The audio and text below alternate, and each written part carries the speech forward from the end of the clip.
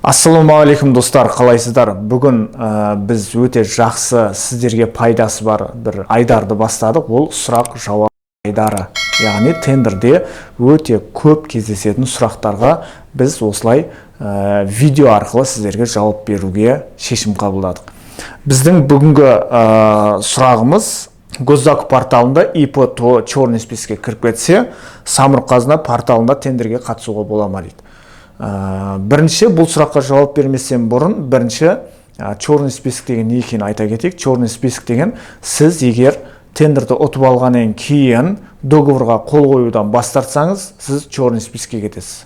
Ал договорға қол қойғаннан кейін, сол договорды орындамасаңыз, яғни ұтып алған товарды апармасаңыз заказчикке, немесе орындайтын жұмысты орындамасаңыз, онда сізді черный спискке кіргізеді. Черный список деген бұл недобросовестный участниктердің реестрі. Түсінікті ма? Спискісі да, сол спискке сізді қосып қояды, сіз 2 жылға дейін тендерге қатыса алмайсыз. Госзакупте де, Самұрықта да. Әрине, Самұрықта да сіз қатыса алмайсыз. Өйткені Госзакупте кірген черный спискке кірсеңіз, ол Самұрыққа да әсер етеді. Өйткені екеуі бір-бірімен өте қатты байланысты.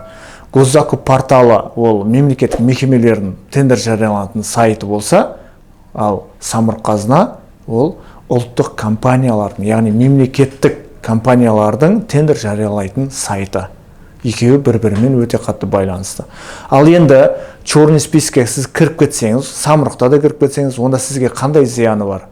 Ешқандай зияны жоқ, сіз тек қана тендерге заявка жібере алмайсыз, болды. Сіздің ИП-іңіз, сіздің ТО-ңызға ешқандай штраф салмайды, сіздің ИП-іңізға, сіздің ТО-ңызға ешқандай да зияны жоқ. Яғни шотыңыз арестке түспейді, Каспий голдтарыңыз арестке түспейді, басқа сіздің сол ИП-мен жұмыс жасап жатқан басқа бір бизнесіңізге ешқандай әсері жоқ. Тек қана сіз тендерге қатыса алмайсыз 2 жылға дейін. Түсінікті ма? Бірақ сізде тағы да бір шанс бар, ол частный компаниялардың, яғни жеке компаниялардың тендерлеріне қатысуға болады сізге. Ол деген сөз, мысалы үшін Рейстр-Надлог, Мидворк, тағы бумажный тендерлерге қатыса бересіз. Сондай нәрселерге қатыса бересіз. Және ол ИП-ТО мен сіз басқа да бизнестеріңізді жүргізе бересіз. Оған ешқандай да зиян жоқ. Сол үшін тендерге қатысқан кезде, тендер ұтып алған кезде договорға уақытылы қол қойып, және ұтып алған тендерді уақытында орындауды әдетке айналдырыңыз. Ертеңге, одан кейінге қалдырмаңыз. Өйткені мемлекет ондайды кешірмейді. Сол үшін барлығын бір жауапкершілікті алып жұмыс дегенді, ол заказчиктерді мемлекетті өте жақсы көреді. Сіздердің ешқайсыларыңызға черный спискке кіріп кетуді жазбасын, тек қана жұмыс жасаңыздар, тоқтамаңыздар. Бірақ черный спискке кіріп кеттім мен деп барлық нәрсені тастап, уайым қайғыға салынуға болмайды. Егер өз ИП-іңізбен, ТО-ңызбен черный спискке кіріп кетсеңіз, Госзакупқа тағы да қатысқыңыз келсе, онда басқа біреудің атынан ИП немесе ТО ашып қатыса берсеңіз болады. Бірақ сіз өзіңіздің атыңыздан ИП, ТО аша алмайсыз. Ашып қайтадан Госзакупқа кіріп тендерге қатысам десеңіз, онда ол да черный спискке кіреді. Түсінікті ма? Сол үшін достар, жақсылап жұмыс жасаңыздар, ешқашан тоқтамаңыздар. Черный спискке мен де кіргем. Кез келген тендерге қатысатын кісі черный спискке кіреді. Өйткені ол супер тендерге қатысатын адам болса да ол кіреді. Байқаусыз да кіріп кетеді. Амалдың жоғынан кіретін кездер болады.